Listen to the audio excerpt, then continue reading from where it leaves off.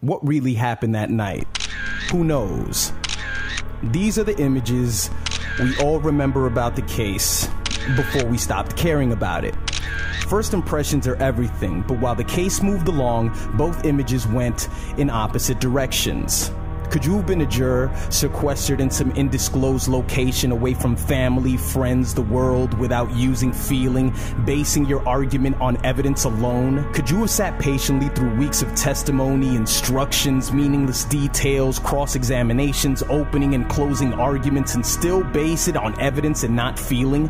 What do I feel? On February 26, 2012, George Zimmerman got out of his vehicle with the cowardly confidence of having a gun on his waist. So if this so-called criminal got out of hand, he knew he was well within his legal right to shoot him. Unfortunately for George, Trayvon was a bit of a knucklehead and could have ran home. But just as Zimmerman felt threatened, so did Trayvon, and he had to defend himself. They got into a fight, George was in over his head, he panicked, and the rest is history. We don't know who threw the first punch, but we do know that George had cuts on his head and fractures on his nose, and Trayvon's only wound was the fatal gunshot. But no evidence of any punches received, and the entrance of the bullet through Trayvon's sweater was proven to come from, well, why don't I just shut up and let the expert talk?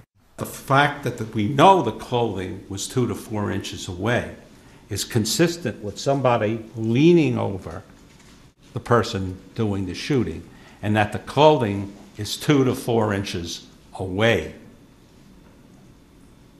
from the person firing.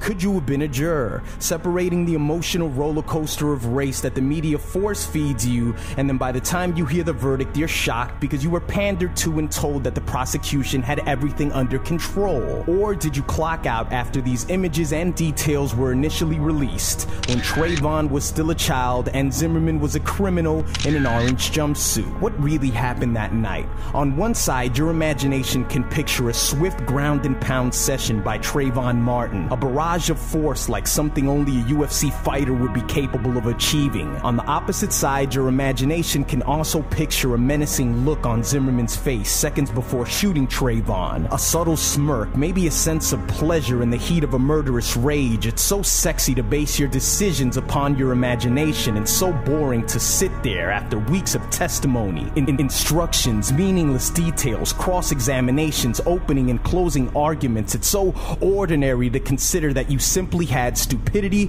versus youth, and the lack of evidence presented against stupidity, which is innocent until proven guilty. Cases like Marissa Alexander's, where an upstanding citizen justifiably defending herself with a registered weapon and still gets 20 years, is more puzzling than this one. But what really happened that night? I mean, who knows? But you had somebody who was just young enough to be considered innocent, and someone whose racial ambiguity was enough to label him as a great villain. A perfect storm for the media and the racists to build up into a circus. But to the 6 anonymous jurors, it was just another case. And that's exactly what it was. Rest in peace, Trayvon. I'm never moving to Florida.